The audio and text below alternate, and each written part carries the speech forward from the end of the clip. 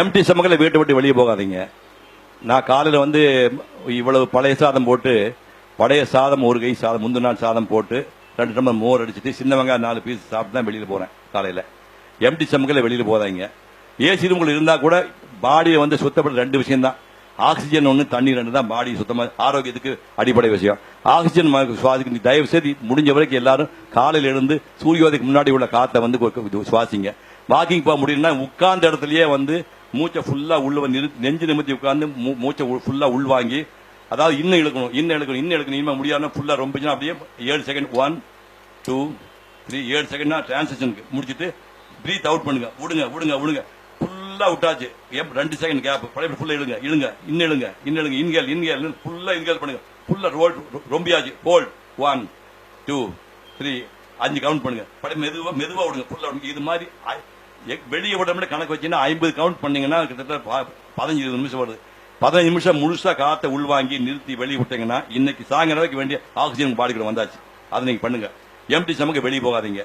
AC room இருந்தா வெளியே இருந்தாலும் 8 டம்ளர் தண்ணி குடிங்க. ரத்தத்தில் இருக்கிற அழுக்கை வெளியேற்றுகின்ற ஒரே வேலையை வந்து தண்ணி தான் பண்ணுது. தண்ணி குடிங்க. ரத்தத்தை சுத்தப்படுத்த வேலையும் ஆக்சிஜன் பண்ணுது. ஸோ பிராணவாயும் தண்ணி தான் அடிப்படை விஷயம். ஒரு நாளைக்கு 2 தடவை டாய்லெட் போங்க. அது எப்ப கெட்ட வாதம் சொல்றீங்க. தொப்புள் கீழே போனால் பாய்சன், தொப்புள் கீழே போனால் பாய்சன். அது உங்களுக்கு புரியவே புரியாது. ஒரு ஸ்டேஜ்க்கு வந்ததுக்கப்புறம் பாய்ஸ் கீழ்ச்சி வந்து டாக்டர் நோண்டுக்கு அப்புறம் தான் உங்களுக்கு புரியாது. அது 2 தடவை டாய்லெட் போங்க. நாடு 2, வாரம் 2, மாதம் 2, வருடம் 2. நம்ம பெரியவங்க 100 வருஷம் பல பண்ண தப்பான நாள் கிடையாது.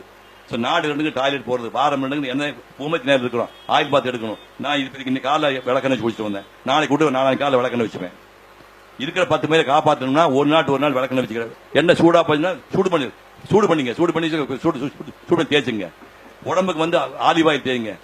25 வயசுல யங்கா இருக்குது. என்ன பெரிய விஷயம்? 75 வயசு யங்கா இருக்கணும்ல. அதான கஷ்டம். அது உனக்கு இரவு பல்லு வலிக்கிட்டு படுங்க. கண்டதெல்லாம் ரோட்ல முதிச்சிட்டு போறான். ஷூ போட்டா ஏர் போட்டு நைட் படுக்கும்போது காலை அடிவில் படுங்க. புரியுது உங்களுக்கு? நைட் சாப்பிடும்போது கொஞ்சம் கம்மியா சாப்பிட்டு படுங்க. இன்னும் ஒரு இட்லி தாங்கும்னா அது முதல்ல சாப்பிட்டு நிறுத்தீங்க. எவ்வளவு படுத்து பிறண்டாலும் ஆத்திரிக்க மண்ணு பூரா உங்க உடம்பு ஒட்ட போல கிடையாது. உங்களுக்கு முன்னாடி சாதிச்சவன் நிறைய இருக்கிறான், உங்க பின்னாடி சாதி கொண்டு இருக்கிறான்.